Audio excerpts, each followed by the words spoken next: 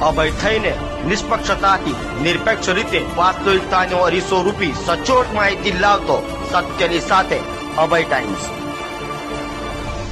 સુરત શહેર Limbayat police station વિસ્તારમાં 18 વર્ષ અગાઉના સને 2007માં બનેલ ધાડના ગુનામાં તથા આંધ્રપ્રદેશના કુલ્લૂર પોલીસ સ્ટેશનમાં 5 ઘરફોડ ચોરીમાં નાસ્તા ફરતા આંતરરાજ્ય ગેંગના ગુનેગારને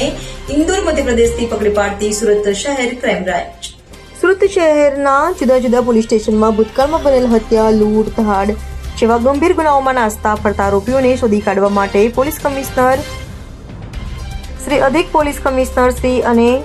અનુસંધાને નાયબ પોલીસ કમિશનર શ્રી ક્રાઇમ નાઓએ 19/3/2025 થી તારીખ 31/3/2025 સુધી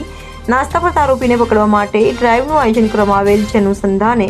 ક્રાઇમ બ્રાન્ચના પોલીસ ઇન્સ્પેક્ટર શ્રીની સૂચના મુજબ ઘરફોડ ચોરીના પોલીસ ઇન્સ્પેક્ટર શ્રી ટીમના માણસો સાથે વર્કઆઉટમાં હતા। તે દરમિયાન લિંબાયત પોલીસ સ્ટેશન વિસ્તારમાં સને 2007માં મધુર જ્વેલર્સ નામની દુકાનમાં 18 જેટલા મધ્યપ્રદેશની ધાર ગેંગ સભ્યોએ એક સ્ટેમ્પ થઈ ધાડ પાડેલ હતી અને ફરિયાદી તથા તેના ભાગીદારને માર મારી જ્વેલર્સમાં લૂંટ કરી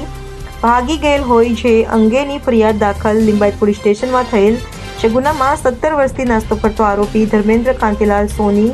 ઉંમર વર્ષ 50, રહેવાસી ઘર નંબર 3,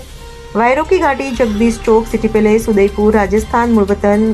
પારાગામ, તાલુકો પારા, થાના પારા, જિલ્લો જામવા, મધ્યપ્રદેશને ક્રાઇમ બ્રાન્ચની ટીમ દ્વારા ટેકનિકલ સર્વેલન્સ અને હ્યુમન ઇન્ટેલિજન્સની હકીકતના આધારે ઇન્દોર મધ્યપ્રદેશ ખાતેથી પકડી પાડવામાં આવેલ છે।